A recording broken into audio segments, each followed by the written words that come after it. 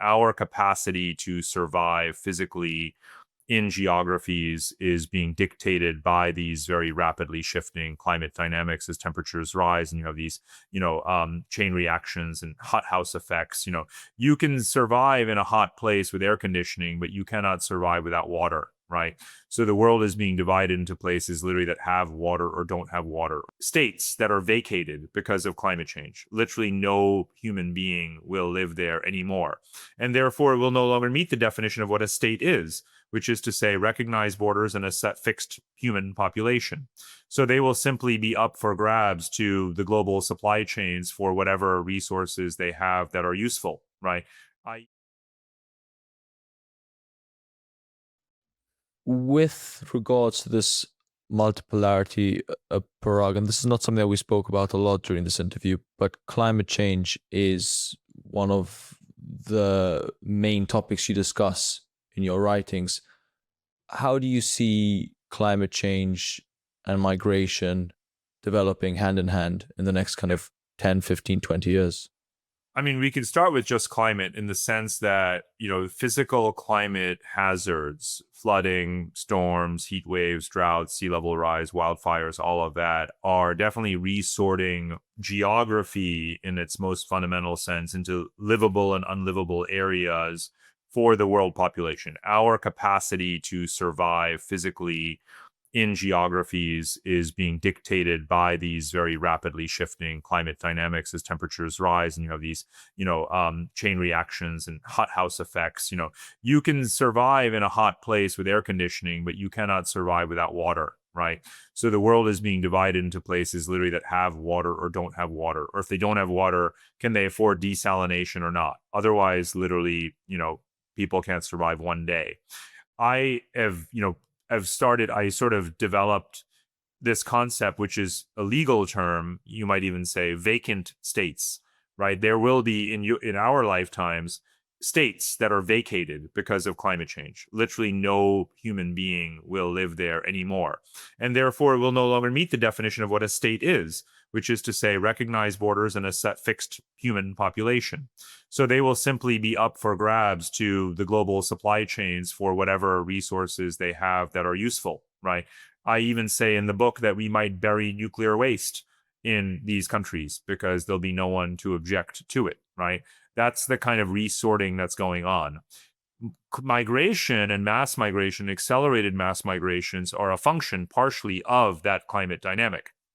If you to look at the countries in the world that are the most climate stressed and overlay the demographics, you would come to a very morally repugnant picture, which is that most of the world's young people your age, are trapped in countries that are becoming ever more climate stressed. And that's what I'm referring to when I speak about this grand misalignment. So you will have a resorting of the human population due to everything from geopolitics to demographics to climate change, right? And people will be stressing those borders and relocating into more climate adapted, climate resilient areas.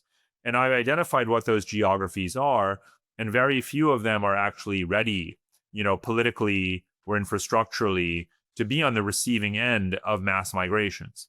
Some places are, others are not. Canada can take its fair share, right? And will sort of figure it out. United States, again, it's not full, it has space, but it's not politically ready. I've written about places like Eastern Turkey in particular, so the Eastern Anatolian sort of region, where you have, it borders to the south on Iraq, Iran, Syria, some young, climate-stressed countries where you'll have a mass exodus of people due to, again, domestic politics and climate, and they will push northward into eastern Turkey. And Turkey is already home to more refugees than any other country in the world, right? And it could be tens of millions more, inevitably. So that's the way I'm viewing, climate change and migration in tandem as reshaping politics and not nullifying borders, but certainly transcending them in very obvious ways.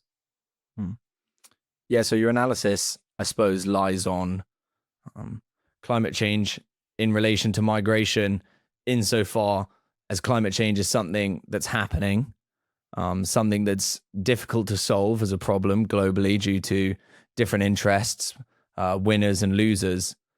To talk about climate change in and of itself, what does a global organization look like? And when I say organization, I mean globally organizing, not an organization. What does global organizing look like to combat climate change, and not just to think about what we're going to do as things develop? Right. So on the one hand, you want to give credit where credit is due. It's very common to denigrate United Nations and other multilateral organizations. But if you go back to the Stockholm, climate summit of 1972 and other research that was done at the time, you had multilateral bodies, research driven, point to and highlight the perils of climate change way before it was mainstream. But that said, 50 years later, you haven't seen them capable of effective global environmental governance, right? In a way that is, imposing global norms and codes of conduct on states. We've had 28 or 29 COP summits. One loses count. And other than the performative act of trying to get countries to sign pledges to meet the Paris climate emissions targets, we've blown through them. So we're not achieving anything diplomatically that isn't better achieved technologically. And all of the money that is spent on climate summits, I believe, should be redirected towards technological interventions that will either reduce emissions through, obviously, the energy transition, or contain carbon emissions, even reverse them by carbon sequestration and other kinds of geoengineering kinds of themes or ideas, or into climate adaptation, right? Helping societies adapt through, again, relocating populations, doing water desalination, drought-resistant seeds for their crops and farming, and so on and so on and so on.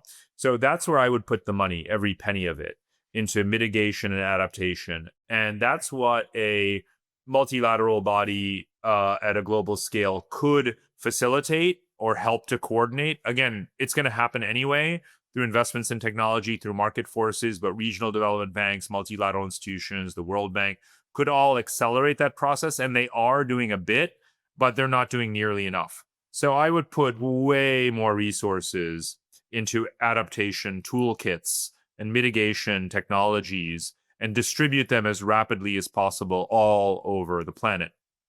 And that's not what we're seeing happening today. What we're seeing is specific countries doing it, like China, but China is not doing it, doing its energy transition simply because the United Nations said it would be a good idea, right? It's in their strategic and commercial interest to do so. It diminishes their dependency on fossil fuel imports.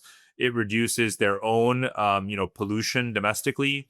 And it stimulated a massive export industry, which they dominate on a global scale, right? So China didn't need the United Nations to tell them to do it. So I don't believe that centralized organizations are needed anymore in this domain, at least they're not as important. I mean, I wouldn't abolish them, but they're not nearly as important as what's happening in the technological domain, in the domestic policy domain, in the commercial domain. So the notion that the world is turning inward and the world is anti-globalist and the world is anti-migrant is just simply factually not true. What do you make of the discourse concerning immigration in the US and mainland Europe today in 2025?